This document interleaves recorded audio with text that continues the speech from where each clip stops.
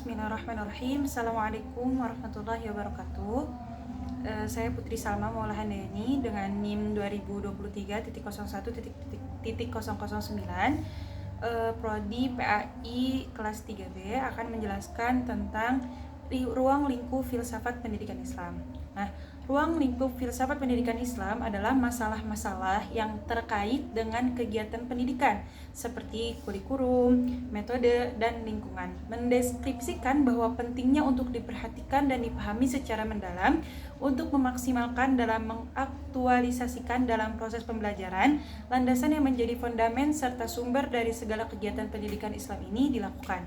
Maksudnya, pelaksanaan pendidikan Islam yaitu arah kemana anak didik akan dibawa, yaitu subjek yang melaksanakan pendidikan Islam. Dan yang menjadi ruang lingkup filsafat pendidikan Islam itu ialah semua aspek yang berhubungan dengan upaya manusia untuk mengerti dan memahami hakikat itu sendiri, yang berhubungan dengan bagaimana melaksanakan pendidikan yang baik dan bagaimana tujuan pendidikan itu dapat dicapai seperti yang dicita-citakan. Nah, tujuan filsafat pendidikan Islam yaitu untuk mendekatkan hamba kepada penciptanya agar bias lebih bertanggung jawab terhadap kewajibannya dengan cara mampu berkomunikasi berdasarkan ajaran agama Islam dengan informatif, baik, logis, dan benar. Secara teori umum mengenai sistem pendidikan, maka filsafat pendidikan Islam berfungsi sebagai peletak dasar bagi kerangka sistem pendidikan yang akan berfungsi dalam mengaplikasikan ajaran agama Islam di bidang pendidikan, yang tujuannya identik dengan tujuan yang akan dicapai oleh ajaran Islam itu sendiri. Pendapat ini memberi petunjuk bahwa ruang lingkup filsafat pendidikan Islam adalah masalah-masalah yang terdapat dalam kegiatan tersebut. Oke, masuk ke dalam pembahasan utama kita, yakni ruang lingkup filsafat pendidikan Islam. Memperhatikan tujuan atau ruang lingkup filsafat pendidikan yang begitu luas, maka para ahli-ahli filsafat membatasi ruang lingkupnya. Ini karena besar banget gitu ya, jadi sama ahli-ahli itu dibatas-batasin kayak gitu. Nah, dan menurut Will Durant, ruang lingkup studi filsafat itu ada 5. Yang pertama adalah logika, yang kedua adalah estetika, yang ketiga etika, yang keempat politik, dan yang kelima adalah metafisika. Nah, kita masuk ke dalam pembahasan yang pertama, yakni ruang lingkup filsafat pendidikan yang pertama adalah logika. Studi mengenai metode-metode ideal mengenai berpikir atau thinking dan meneliti research dalam melakukan observasi, introspeksi, dedukasi, induksi, hipotesis, dan analisis eksperimental dan lain-lain yang merupakan bentuk-bentuk aktivitas manusia melalui upaya logika agar bisa dipahami. Nah, yang kedua, ruang lingkup filsafat pendidikan Islam menurut Will Durant adalah estetika. Studi tentang bentuk dan keindahan, kecantikan yang sesungguhnya dan merupakan tentang mengenai kesenian. Nah, selanjutnya yang ketiga yakni adalah etika. Studi mengenai tingkah laku yang terpuji yang dianggap sebagai ilmu pengetahuan yang nilainya tinggi. Dan yang kita masuk ke nomor 4 yakni politik. Apa itu politik? Politik ialah suatu studi tentang organisasi sosial yang utama dan bukan sebagaimana yang dipikirkan orang, tetapi juga sebagai seni dan pengetahuan dalam melaksanakan pekerjaan kantor. Yang kelima yakni metafisika, suatu studi mengenai realita tertinggi dan hakikat semua benda, ultimate reality of all things. Nyata dari benda, ontologi, dan dari akal pikiran manusia, ilmu jiwa filsafat, serta suatu studi mengenai hubungan kokoh antara pikiran seseorang dan benda dalam proses pengamatan dan pengetahuan atau bisa disebut sebagai epistemologi. Nah, selanjutnya menurut Imam Barnadib, filsafat sebagai ilmu yang mempelajari objek dari segi hakikatnya memiliki beberapa problema pokok. Nah, ini udah masuk ke pembahasan yang berbeda. Menurut Imam Barnadib, filsafat sebagai ilmu yang mempelajari objek dari segi hakikat itu punya beberapa problema pokok. Nah, apa aja sih problema pokok menurut Imam Barnadib? Yang pertama adalah realita. Apa yang disebut realita? Realita yakni kenyataan yang selanjutnya mengarah pada kebenaran. Akan muncul bila orang mampu mengambil suatu konklusi bahwa pengetahuan yang diperoleh tersebut memang nyata. Jadi kayak, oh ternyata nyata, nah itu masuk ke dalam realita. Selanjutnya yang kedua adalah pengetahuan. Apa itu pengetahuan?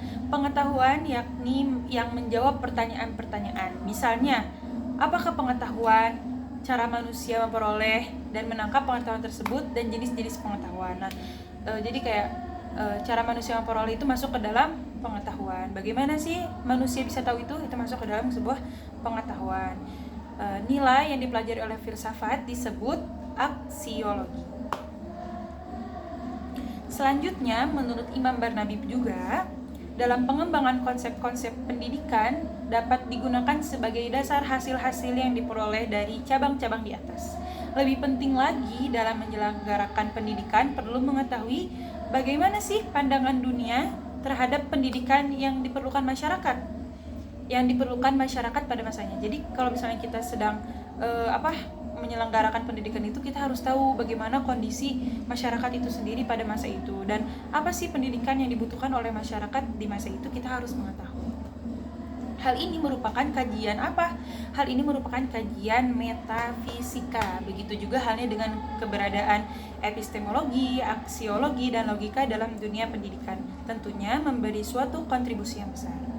Nah, selanjutnya, sebagaimana filsafat umum, kan ada filsafat umum, ada filsafat pendidikan. Nah, filsafat umum itu memiliki beberapa sumber, dan filsafat pendidikan juga memiliki beberapa sumber. Apa aja sih sumbernya? Nah, sumbernya itu ada dua. Yang pertama, ada sumber yang tampak jelas, dan yang kedua adalah sumber yang tidak jelas. Apa sih sumber yang tampak jelas? Sumber yang tampak jelas yakni manusia, people, kita. Nah, kita adalah sumber yang tampak jelas. Manusia kebanyakan mengalami kesulitan dalam proses pendewasaan atau kematangan.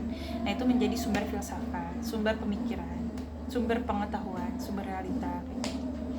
Nah, apa sih yang tidak jelas? Yang tidak jelas adalah sekolah pengalaman seseorang, jenis sekolah, guru-guru dalamnya merupakan sumber-sumber pokok dari filsafat pendidikan. Dari uraian di atas, dari awal sampai akhir, dapat diambil suatu konklusi bahwa filsafat adalah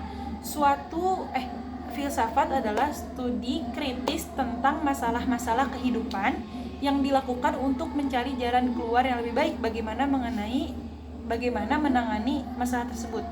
Bisa dipahami? Kita ulang lagi sekali lagi ya. Filsafat adalah studi kritis tentang masalah-masalah kehidupan yang dilakukan untuk mencari jalan keluar yang lebih baik bagaimana menangani masalah tersebut. Jadi dengan filsafat kita bisa mencari jalan keluar yang lebih baik, kayak gitu ya teman-teman. Dalam hal ini, filsafat juga bertujuan memberikan yang lebih dapat diterima dengan konsep-konsep hidup yang meliputi suatu kehidupan yang ideal dan lebih mendasar. Hal ini bertujuan untuk apa? Hal ini bertujuan untuk membina manusia dalam membangun nilai-nilai yang kritis dalam watak mereka. Dengan jalan ini, mereka punya cita-cita hidup yang lebih tinggi dengan berubahnya filsafat yang tertanam dalam diri mereka. Jadi kalau misalnya mereka udah mengetahui sesuatu kan, jadi mereka belajar dan jadi lebih baik lagi ke depannya. Kayak gitu. Dengan demikian, filsafat pendidikan adalah mencari kesatuan pandangan untuk memecahkan berbagai problem dalam lapangan pendidikan. Sampai sini apakah bisa dipahami apa itu ruang lingkup filsafat pendidikan?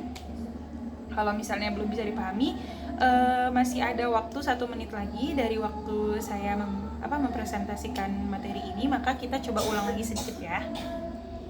Apa sih ruang lingkup filsafat pendidikan Islam? Nah, ruang lingkup filsafat pendidikan Islam adalah masalah-masalah yang terkait dengan kegiatan pendidikan.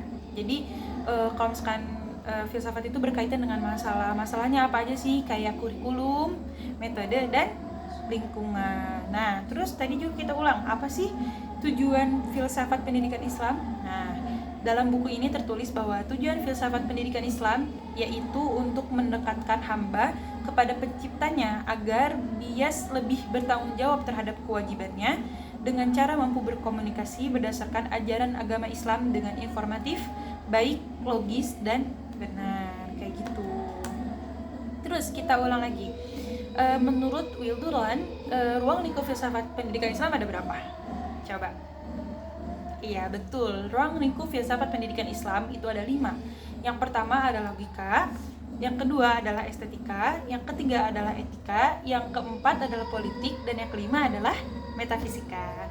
Nah, karena waktunya sudah habis, jadi kita cukupkan presentasi mengenai filsafat pendidikan Islam sampai sini saja.